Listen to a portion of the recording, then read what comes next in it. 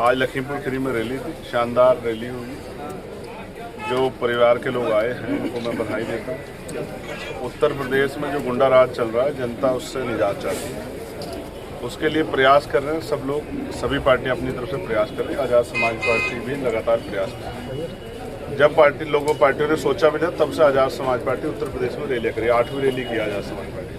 तो आज से क्यों, हम तो पिछले 6 महीने से लगातार 2027 को टारगेट करके पहले 18 मंडलों पर बहुजन सम्मेलन किए और अब उसके बाद ये 8वीं रैली और लगातार कार्यक्रम जारी रहेंगे। और अब बहुजन पंचायत हमारी होगी।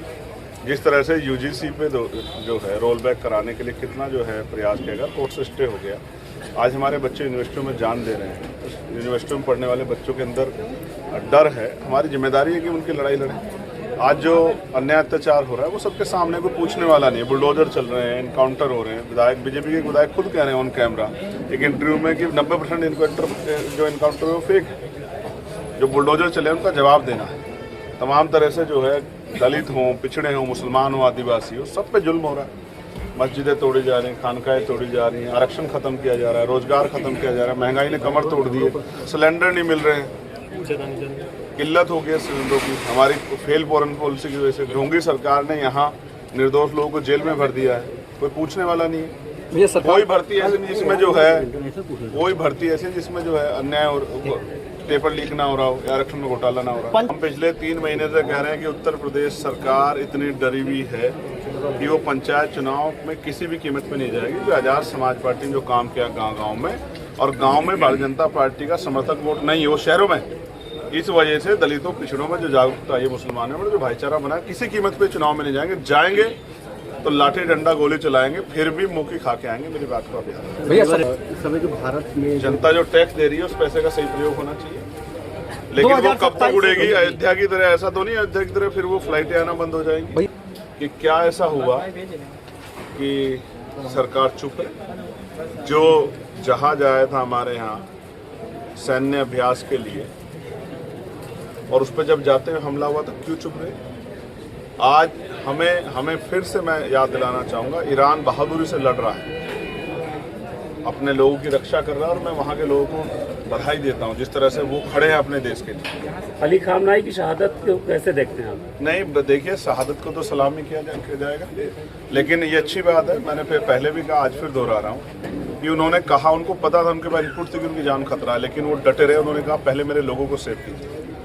यही एक लीडर की जिम्मेदारी। हम भी ये जिम्मेदारी अदा कर रहे हैं। आज़ाद समाज पार्टी अपने बलबूते 403 विधानसभा में तैयारी कर रही है। अगर गठबंधन जैसी कोई स्थिति बनती है, इसके फैसले पार्टी लीडरशिप बाद में करेगी। अभी अपनी तैयारी करेगी, क्योंकि इससे पहले भी इस आंदोलन ने, जो कमजोरों के भाईचारे का आंदोलन, उसकी शक्ति बनाई है उत्तर प्रदेश में। ऐसा नहीं कि पहली बार हो रहा है।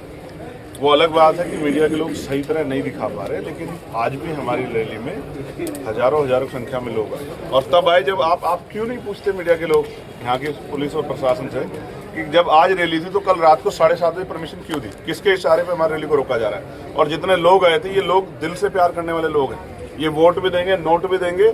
ये वो जेवर की तरह भीड़ नहीं है जो आशा, आंगनबाड़ी, भोजन माताओं को या तमाम जो है कर्मचारियों को बसों में भर के, स्कूलों को धमका, कंपनियों को धमका, फैक्ट्रियों को धमका, उनके मजदूरों को जो है वहाँ भरा जाता है। ये वो भीड़ नहीं है।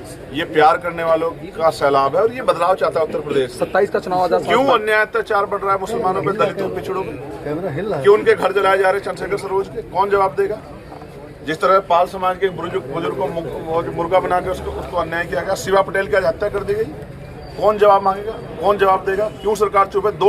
आप मुझे जवाब दो। दो मंत्री शिकायत कर रहे हैं कि हमें प्रोटोकॉल नहीं मिला, हमारा सम्मान नहीं मिला, अधिकारी नहीं आए। दोनों दलित समाज के हैं। एक आगरा में शिकायत कर रहे थे, कल कन्नौज में शिकायत कर रहे थे। क्यों एक पिछड़े वर्ग के मंत्री आपके रो रहे थे कि हमारी बहन बेटे पर अत्याचार हो रहा है सरकार में? और क्यों यही लखीमपुर खीरी में एक विधायक को मुख्यमंत्री की सजाती ने थप्पड़ मार दिया था? तो क्या कार्रवाई हुई? विधायक की हैसियत नहीं है, मंत्रियों की हैसियत नहीं है, सरकार में दलित पिछड़े कोई हैसियत ही नहीं है।